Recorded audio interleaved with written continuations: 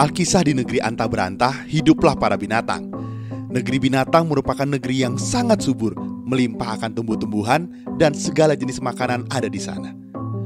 Semua binatang tidak pernah merasa kekurangan sepanjang tahun. Akan tetapi, suatu saat ada berita buruk yang sampai ke negeri itu. Suatu hari, si Kancil berbincang dengan sahabatnya, burung pipit. Hei Pipit, kamu ada dengar berita dari negeri seberang tidak? Hah? Berita apa? Berita kelaparan. Entah apa yang terjadi. Tiba-tiba musim berubah. Kemarau panjang terjadi selama berbulan-bulan. Air menjadi kering. Dan akhirnya semua tanaman menjadi kering. Hah? Kasihan sekali mereka. Iya, bahkan aku dengar beberapa dari mereka memutuskan untuk meninggalkan negerinya dan mencari daerah lain yang ada makanannya. Kok tiba-tiba aku jadi deg-degan ya? Gimana kalau seandainya itu terjadi sama negara kita juga? Kemudian Kancil dan Pipit memikirkan tentang bencana kelaparan ini. Mereka ada ide untuk mengumpulkan seluruh rakyat binatang untuk membahas masalah kelaparan ini.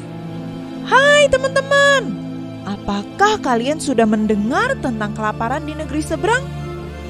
Aku mulai berpikir, jangan-jangan bencana kekeringan itu akan melanda negeri kita juga.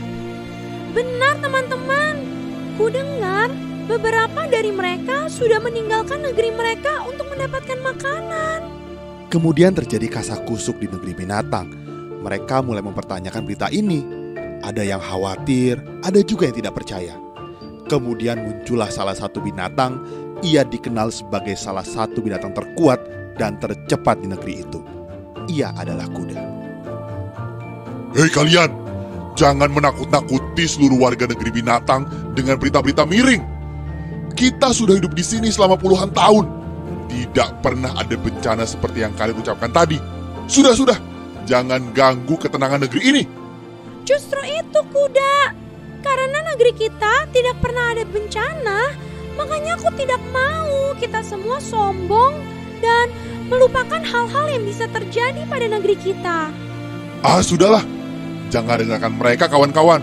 Ayo, kita tinggalkan tempat ini. Mengganggu kesibukan orang lain saja kalian berdua ini.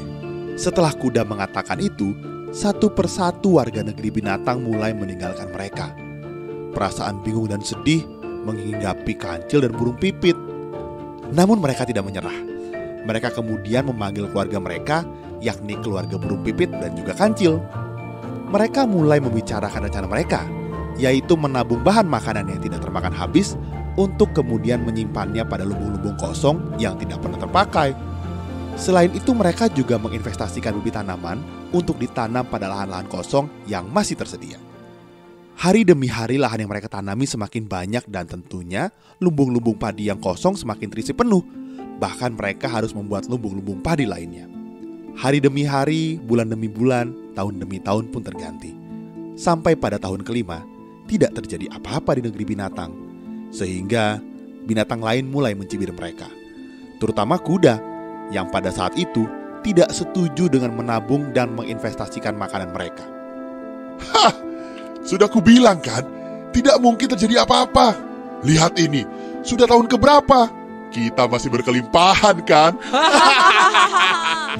Sekalipun dalam hati sebenarnya, kuda juga mendengar berita tersebut dan mulai agak khawatir. Tetapi karena kesombongannya, kuda tidak mau ikut membantu dan mengakui kalau ia salah. 2 tahun semenjak hari itu berlalu, dan tiba-tiba tidak turun hujan lagi di negeri binatang. Semua tanaman menjadi kering, tidak ada yang bisa dimakan. Maka mulai paniklah seluruh negeri itu. Dan pada akhirnya, mereka menyadari bahwa apa yang dikatakan oleh burung pipit dan Kancil itu benar. Mereka menyesal tidak mempersiapkannya. Kemudian Kancil dan burung pipit memanggil seluruh binatang itu untuk membahas hal ini. Kan aku sudah bilang dari 7 tahun yang lalu bahwa bencana ini bisa saja terjadi. Kalian tidak mempercayai aku kan? Untung saja aku, burung pipit, dan keluarga kami mempersiapkan, menabung, dan menyisihkan bahan makanan yang kami punya untuk mempersiapkan hal ini.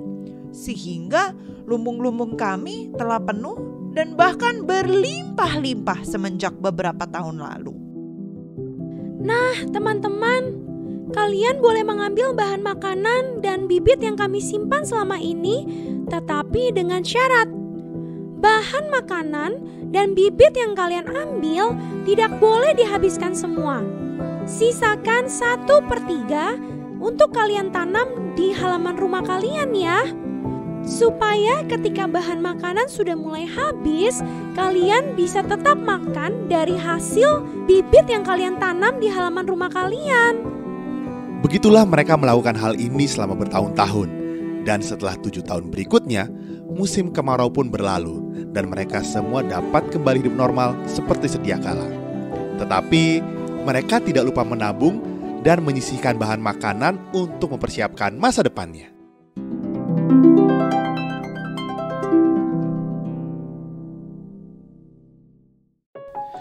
Nah, jadi gitu adik-adik. Kita kan nggak bisa tebak masa depan kita ya. Jadi kita harus belajar menyisihkan uang kita untuk ditabung dan juga diinvestasikan untuk masa depan kita. Sampai jumpa di episode berikutnya ya.